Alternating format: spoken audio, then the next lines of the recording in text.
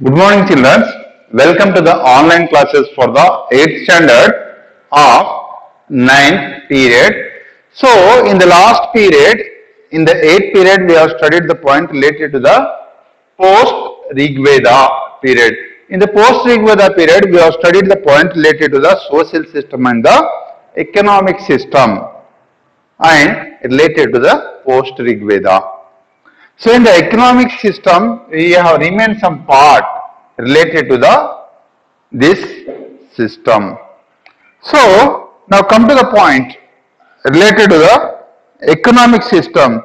So they are given the importance to the agriculture. Now these people have migrated from Satluj river to the which river? Ganga river, that we have studied in the earlier classes. So in the economic system of this period, people have followed some different types of crops were developed in this period, where given the reference to us from the text of Vedas.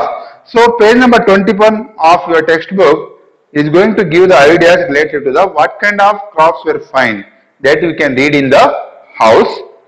And in this period, the Aryan's life is belongs with the agriculture only, and the more important we are given to the agriculture. And you know, the earlier people, non-civilized people, are going to find the hunting of animals, that was also stopped, and now we are finding the animal husbandry in this period. So these are the economic source.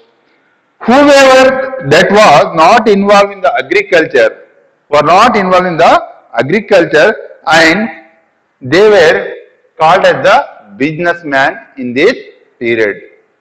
So who are not coming towards agriculture, those people who are not following the farmers way, those people are going to be called as the businessman in this economic system, or they are called as the yatras. What they are going to call as the yatras. These people are going to be called as the yatras, or called as the businessmen. But which mean outsider. They are not related to the Aryans. These people are also considered as the outsiders who came from the other place, and they are not belongs to the Aryan community. In this time, the auction become very important for the purpose of agriculture and the transport of goods from one place to the another place. And it was in this background that the idea should not be to eat the cows, and the auction took root and become the important issue in the period of post-Rigveda. Now the people are going to tell that do not eat the cow in the auction, because these are very useful for the purpose of agriculture, and we are finding the crops for the eating purposes. So this becomes the important rule in this period. And the prohibition was not acceptable for all. It is not compulsory to the all people of that particular area, but it is compulsory to the people who belongs to the Aryans, who are following the post-Rigveda period.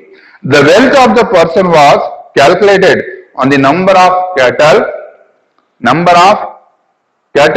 that possess in his house. There is a reference to the metals we are going to see in this period by the gold, copper, iron, lead, brass and tin in the Vedas. That was written in the Vedas, and these metals were present in this post-Rigveda period. Silver is also referred to in the Vedic text as per the archaeological evidences presented by the historians.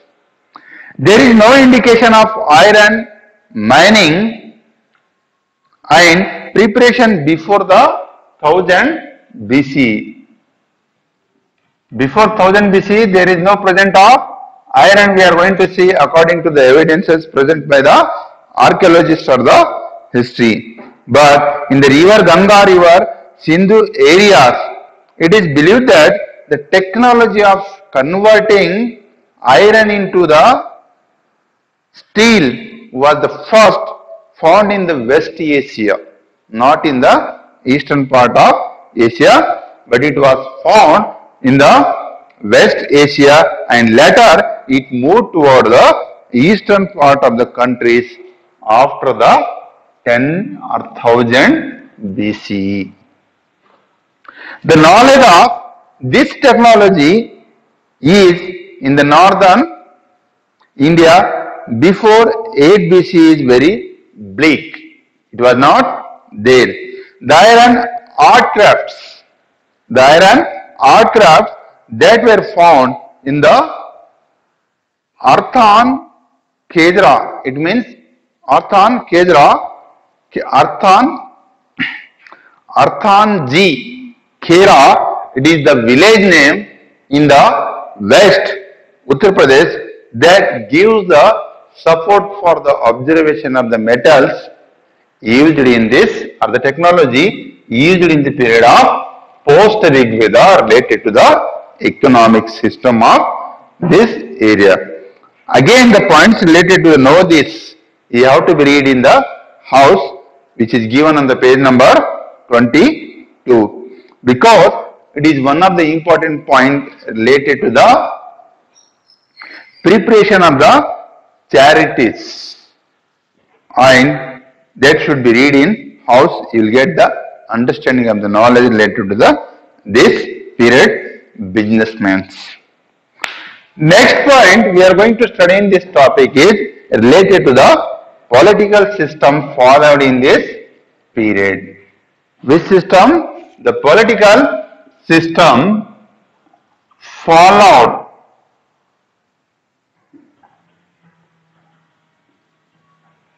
in the post-Rigveda period. How was the political system? The southeast geographical area, as during the final stages of Rigveda, now become the central locations for the Aryans. Now the Aryans were become the central locations. This place was inhabited by the Kuru. The people belongs to the Kuru, Panchala, Vasha, Ushina. Kuru, Panchala, Vasha, Ushina. These are the tribal groups. And the present Kurukshetra was the habitant of Kuru tribe. Even the Kurukshetra, we are going to hear the many times the Kurukshetra. These Kuruksetras are going to be called as the Kuru tribes. And Koshala and the Videha tribes were present in the East Aryans. These are end of the Aryan settlements. That means they were living in the northeastern part of present Uttar Pradesh, that to the north. They were living in the northeast present Uttar Pradesh and North Bihar areas. Tribes were the major controlling of the political system we are going to see in the period of which post Rigveda period. These tribes only going to make the changes in the political system of this period. During the Atharva Veda period, we are going to see the Agnas were living in the East Bihar. The people belongs to the Angas. This category, the Angas category. And these Angas people are going to be called as the people living in the East Bihar, and the point to the called as the Magad tribes. And it is coming in the central Bihar. Now, the south of the river Ganga, these tribes were considered as the enemies by the sages. So one side, so in between two tribes, we are going to see the rivers. So one side, northern side, one tribe group is living, and southern side one tribe is living.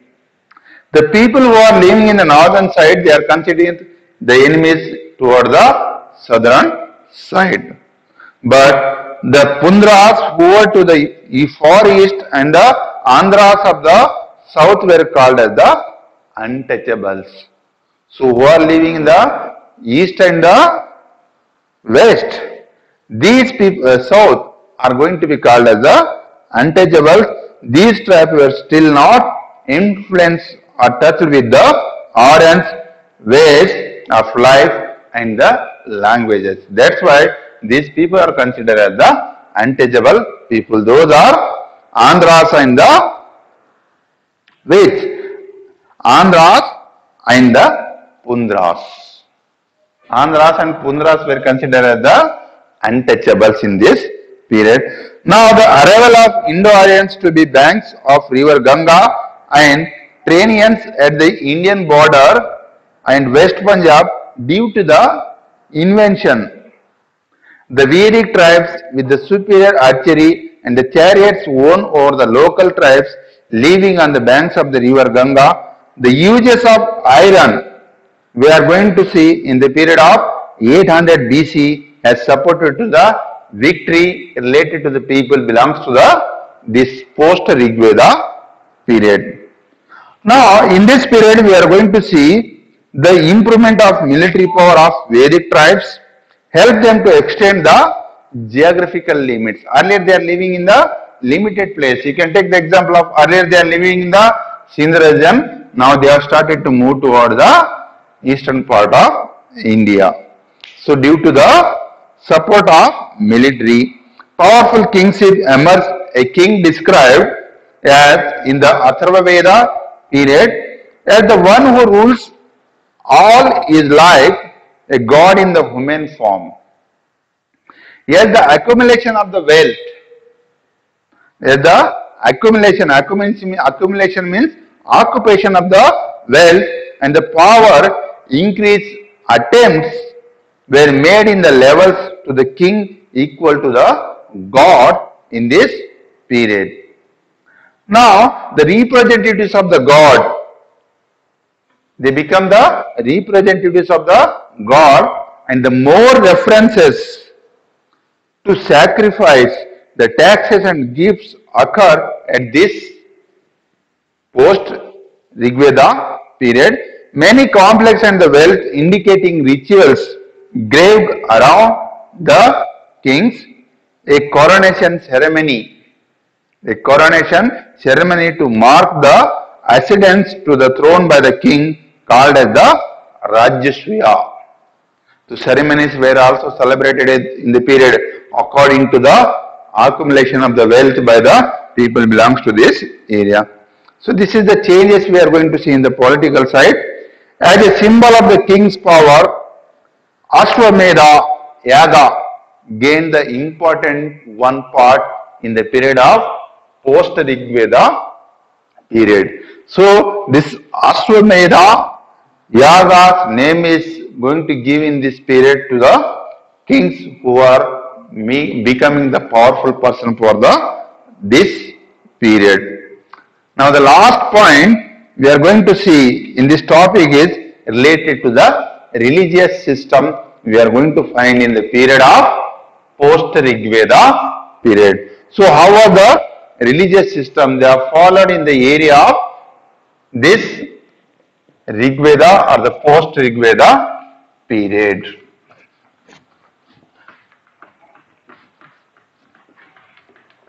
So come to the last point, that is religious system.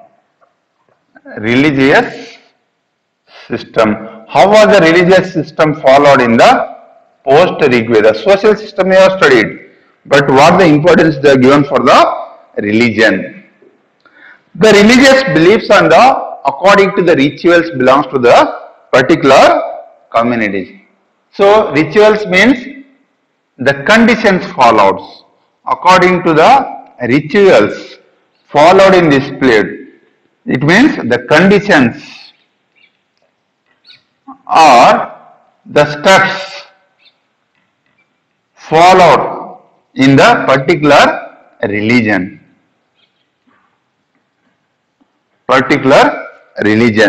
So here, see, the religious beliefs and the rituals of Rigveda continue along the changes and the additions.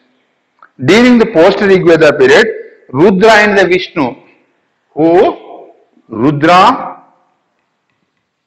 and Vishnu. Rudra and Vishnu had gained a significant position, means the important position in the post-Rigveda period. During the post-Rigveda period, they become important gods along the Vedic gods during the time and when Brahmanas developed as a appendix to the Vedas.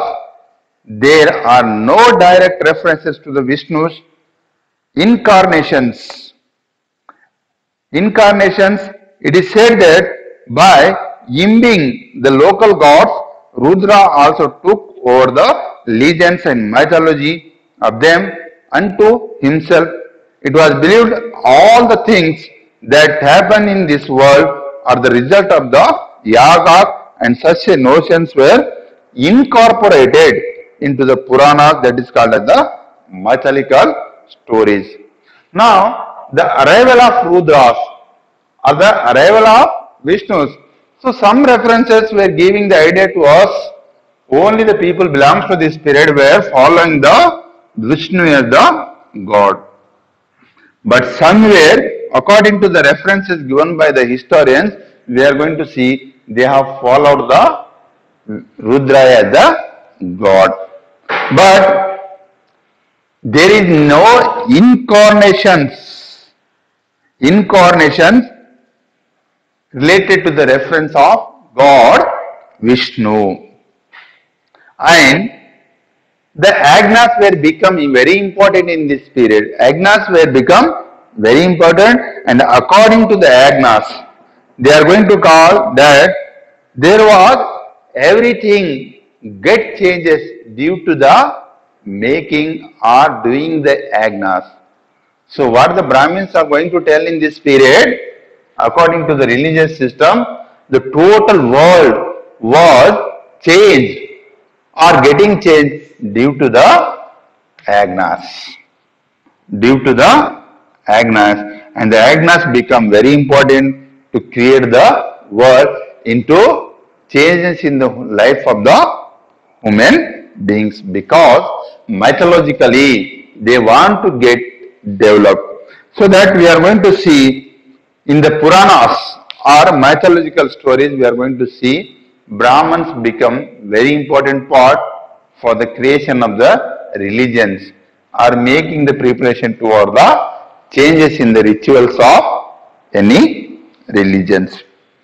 But according to the Upanishads presented by the historians, the new concept like karma and the rebirth, karma and the rebirth of the soul were created. So one side, Upanishad are saying us in this period, according to the karma. Karma means what we are doing in our life, that to be called, it may be the bad work, it may be the good work. That is called as the karma. And the rebirth, the human beings again getting the birth.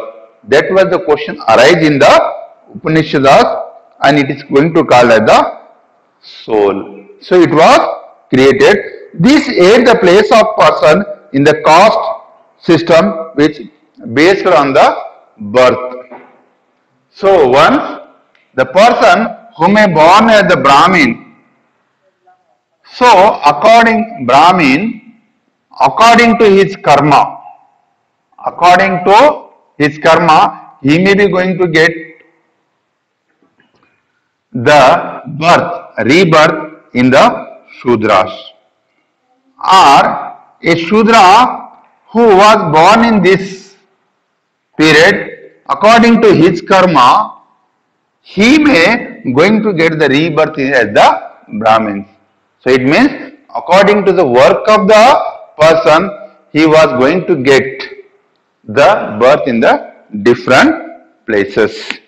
So that was followed in the Upanishads and it was created as the soul. Now, so we got the idea related to the rebirth.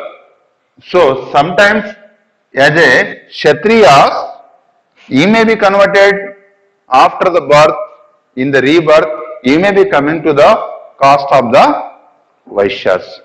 So actually, the main thing we are going to understand from this Upanishad is, there are the four varnas, four castes. So the person who got birth in the Brahmin's caste, he may be getting birth in the Shudras in the next birth according to his karma, according to his work. In mythological stories, we are going to learn some points related to. So we are doing good work in this period or in this life, we may be getting good life or we are going toward the Swarga. That we are going to tell. So like that way, there was the changes made in the Upanishads or the evidences we are finding in the Upanishads that according to the karma, we are getting the rebirth and we are going toward the soul. Okay, so they become the most important philosophical base for the continuations of caste system in the institutionalized forms. So according to this, we are going to find there was a lot of changes occurs in the caste system in the period of this post-Rigveda period, because once a person born in the Brahmins, he may be going to get birth in the Vaishyas, Kshatriyas or the Shudras. So this was one of the mythological thinking we are finding in the period of post-Rigveda period. So by this,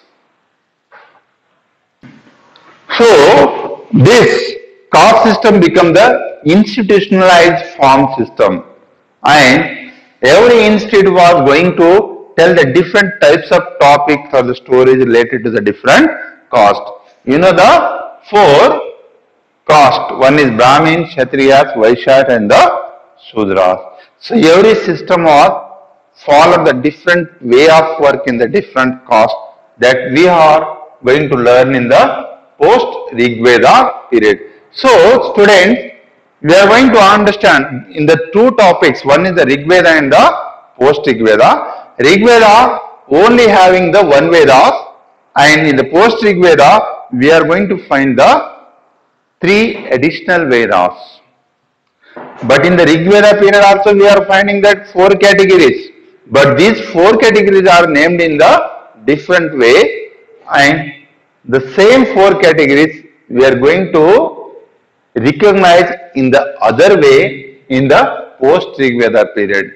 And there was a lot of changes in the rituals or their works in the period of the post-Rigveda. So totally by completing this chapter, we are going to see that post-Rigveda or the Rigveda period is considered to be the up to 1000 BCE, and remaining 500 years, that is this 1500 BCE is from 1000 to the 1500 is to be considered as the post-Rigveda period. This is Rigveda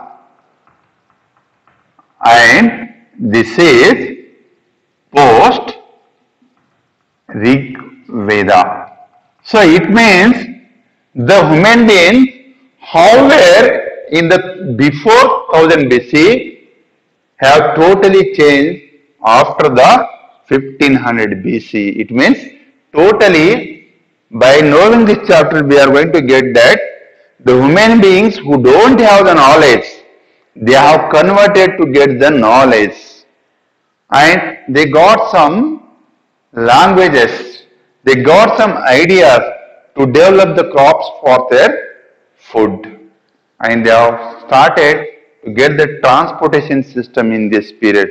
So these changes tells us the point related to the our people belongs to the Aryans group or the tribal groups have changed from earlier life to the modern life.